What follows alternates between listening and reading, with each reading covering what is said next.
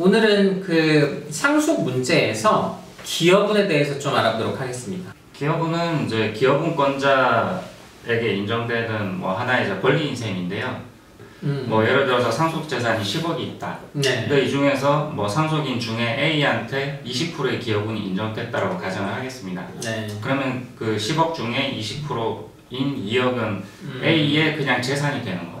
네. 그리고 나머지 8억을 가지고 이 상속인들이 다시 이제 그 상속재산 분할을 하게 되는 이제 그런 권리인 거죠. 예. 근데 이제 기여분은 그 상속인들이 서로 협의를 할 수가 있죠. 1차적으로는 이제 협의가 우선인 거고요. 네. 이제 대체로는 이제 협의가 안 되는 경우가 있기 때문에 네. 이제 그런 경우에는 우리가 그 상속재산 분할하는 것과 마찬가지로 법원에서 네. 이제 심판을 청구를 할 수가 있습니다. 네. 그러면 문제는 과연 기여분이 어떨 때 인정이 되는지, 얼마나 인정이 되는지 판례 좀 소개해 주시겠어요? 80대 남편을 5년 동안 간병을 했는데 네. 그 배우자가 이제 전혀 기여분을 인정받지 못했다. 아, 왜 기여분을 인정 안 해주느냐 그런 뉘앙스로 이제 기사가 많이 났었어요. 네. 사실관계를 알고 보면은 일반적인 사안하고는 좀 많이 다른 사안이었거든요. 네. 사실관계를 이제 간단하게 설명을 드리자면 네.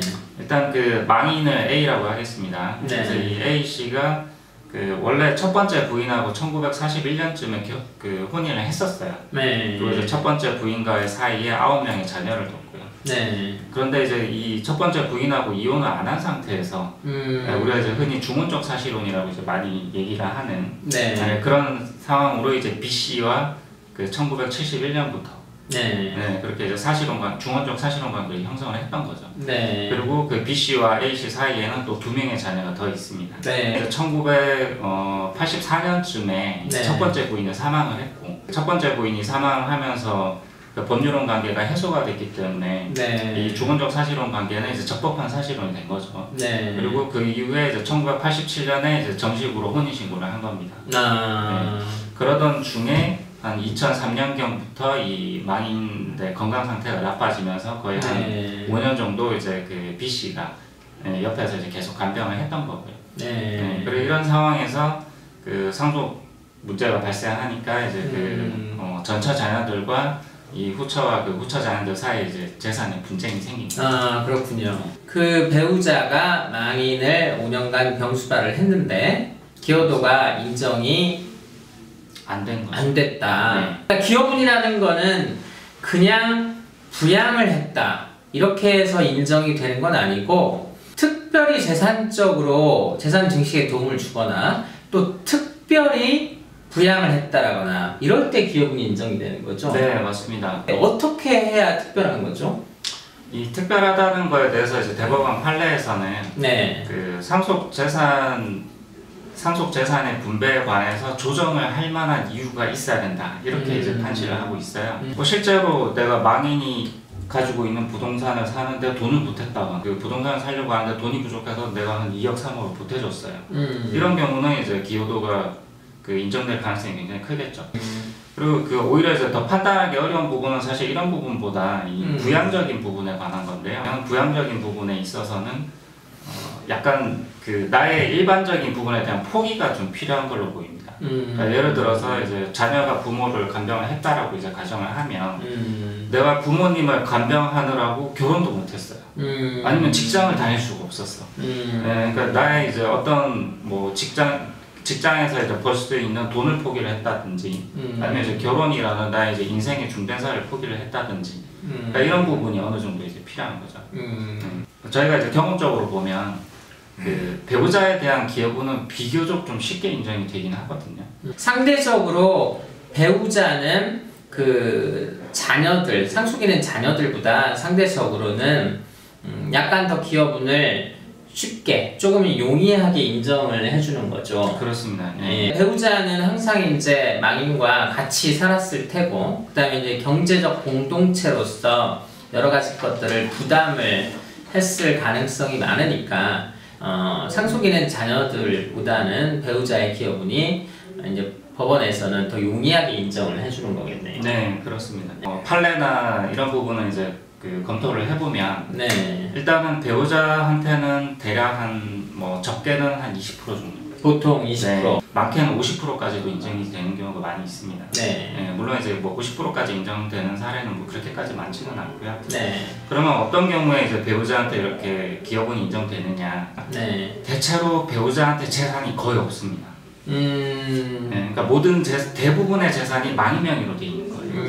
네, 그러면 그러니까 미리 받은 게 없다. 그렇죠. 예. 뭐 미리 받은 거라고 하는 게 뭐 그냥 생활비 정도인 거죠, 말하자면. 네, 그러니까 일상생활에 필요한 정도만 이제 증여를 받았을 뿐이고, 이런 거는 뭐 당연히 이제 공동생활을 위해서 필요한 거기 때문에 그걸 가지고 이제 그 뭐 상속분에서 제한다거나 이렇게 하진 않는 거죠. 망인은 이제 살아 생전에 그 상속인들의 일부에게 이제 자신의 재산을 미리 증여를 할 수도 있잖아요. 그렇습니다. 그렇죠. 이제 미리 증여를 하거나 이런 부분을 법률적으로 특별수익이라고 하죠. 그 기여분을 고려를 할 때는 망인으로부터 미리 받은 재산들이 있느냐 네. 이런 것도 많이 고려가 되겠네요. 네, 굉장히 중요한 이제 고려 요소고요. 배우자한테 재산이 있느냐 없느냐라고 하는 부분이 이제 변호사님께서 말씀하신 그 특별수익하고 직결되는 문제인 거죠. 네. 1차적으로는 그 재산이 얼마나 있느냐, 배우자의 네. 배우자의 재산이 얼마나 있느냐를 보고 그리고 특별수익이 얼마나 있느냐도 이제 보는 거죠. 이 판결에서도 이 배우자가 가장 특별수익이 많았다고 하고 있어요. 전처 자녀 9명과 그 이제 이 B씨, 후처 B씨와 그리고 또 그 사이 자녀 2명, 12명이 있는데 일단 그 전처의 자녀 9명들은 대부분 특별수익 자체가 없었습니다. 그래서 망인으로부터 받은 재산이 이제 별로 없는 거죠. 네. 이제 배우자와의 사이에 자녀 2명은 또 자기의 이제 법정 상속분을 초과하는 특별수익이 이미 있었던 거고요. 네. 그러니까 여러 가지 걸 고려해서 이제 법원에서 이 케이스에서는 배우자의 이제 기여분을 인정을 안 해준 사례죠. 네, 맞습니다. 그리고 네. 뭐 다른 부분도 이제 조금 더 살펴보면 그 부양에 들어간 비용도 사실상 이제 다 망인의 재산에서 나왔다는 거죠. 네, 이제 그런 부분도 아마 중요한 영향을 미쳤을 것 같습니다. 네.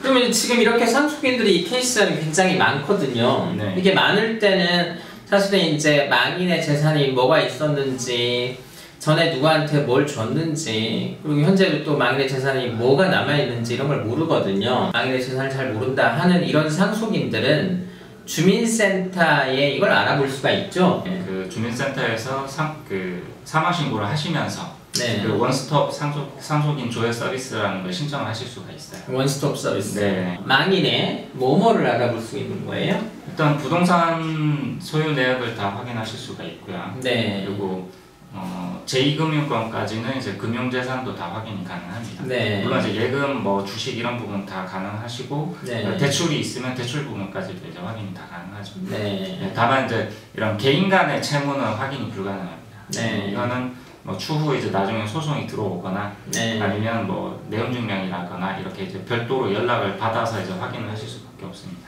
네. 네, 오늘은 그 기여분과 상속재산에 대해서 알아볼 수 있는 원스톱 서비스에 대해서 알아봤는데요. 향후에도 뭐 상속포기 한정 승인, 또 소송에 상속과 관련된 여러 소송에 대해서 더 알아보도록 하겠습니다.